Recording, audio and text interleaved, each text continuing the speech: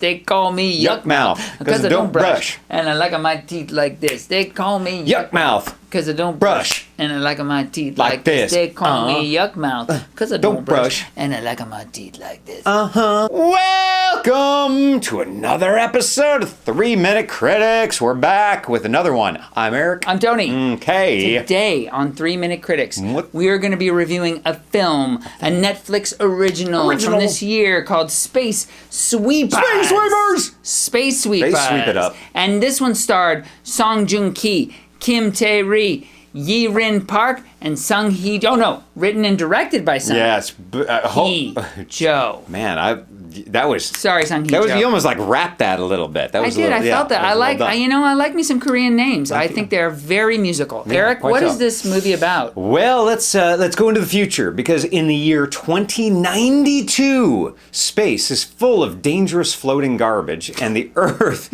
is barely... You're full of dangerous floating garbage! If you only knew how much. I'm sorry. Continue. At that time, in 2092, the Earth is barely habitable, and a tech giant is creating a plan to colonize Mars with the humans of his choice. Sinister.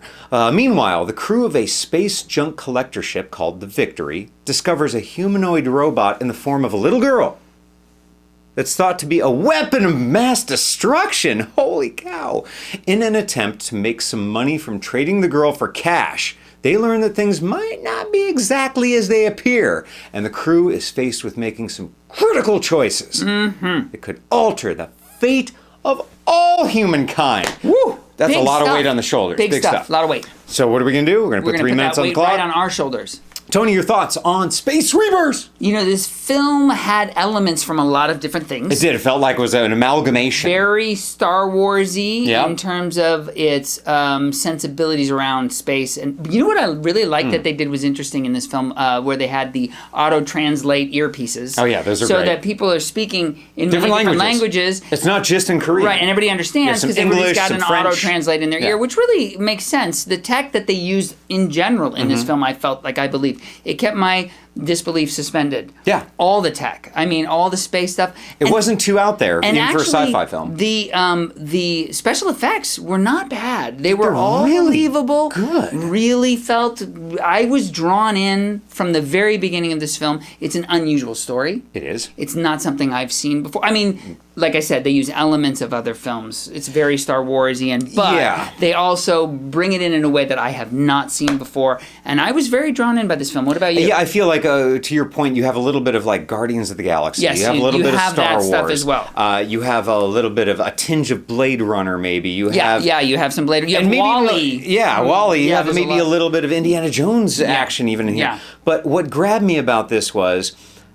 there were characters across the board in here that you really got invested in. Yeah, that's the whole true. crew of the Victory, the space junk. Yeah, you like them all, and you get to know each one of them individually. The captain, and you get to know Tiger, and you get to know them. Even the droid. And the droid has a great character Bubs, arc. great Bubs character. Is very interesting. It's a fascinating character, and you get to be invested in him really quick, so you want to follow the story along. And I got to tell you, to Tony's point, the special effects really good. They work. This looked really slick to me, and I cannot believe, by the way, this movie supposedly was made for $22 million. Yeah, that's shocking compared to the garbage that you see when they throw in everything, including the kitchen sink. Yeah. And most of the CGI films and all of the Marvel. And even the sink doesn't look good. And the sink doesn't look good, and you don't buy it. But this thing, you really buy. You really believe it. There wasn't a moment with the special effects where I was like, ah. No, and this story takes, it's right out of the gate. It's action-filled. There's a lot of stuff going on. As a matter of fact, it moves so quickly. You really got to kind of pay attention, or you'll miss some important parts. There's a lot with the story. The story is very detailed. It is. So you got to really pay attention, but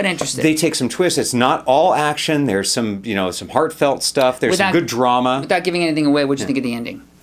Oh, actually brilliant. You because really like him. I thought they were going to go one way, and then you don't know what's coming, and then, but you could live with that, and then it goes another way. It's complicated. Yeah. It's very interesting. I like the ending too. There's one little thing about the ending I didn't like, and I wish they had changed it. And I'm going to downgrade the movie just a touch for that. And there were a couple parts where I kind of lost a little bit of where the story was going, but then it picked up again, and it grabbed that. And speaking of grabbing quickly, the horn grabs us. Man, I could have talked for another 12, 13 minutes about that. We could. It's a very interesting film, but now it's time to rate it on a 5-star scale.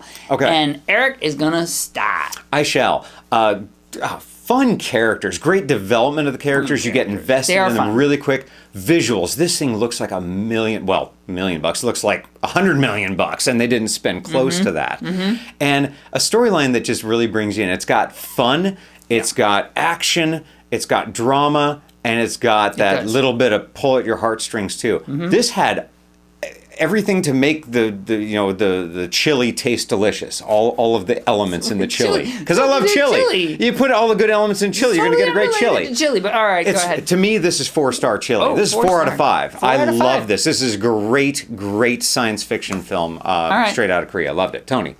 I completely agree, and I think Eric used the word that, for me, really describes this film. It's the F word.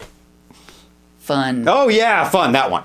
This film is really fun. The kids are fun, the storylines, every character is interesting. Yeah, they're They blast. don't take themselves too seriously, but they take themselves seriously enough to get you invested. In the right places. In the right places. I'm invested in all the right places. So for me, I'm also giving this film 4 stars. Yes. I completely agree. If this was kind of on your radar, but you weren't sure, and you're flipping through, and you're like, maybe go turn it on now. And it's not short, but you'll be invested. You'll enjoy every minute. Because for a fairly long movie, it actually really pulls you in the whole way. And they're doing something throughout that time. They're not just wasting time. It's a good film. Love it. It's very interesting. We think you will. Let us know. Comment below. Well, hey, you know what?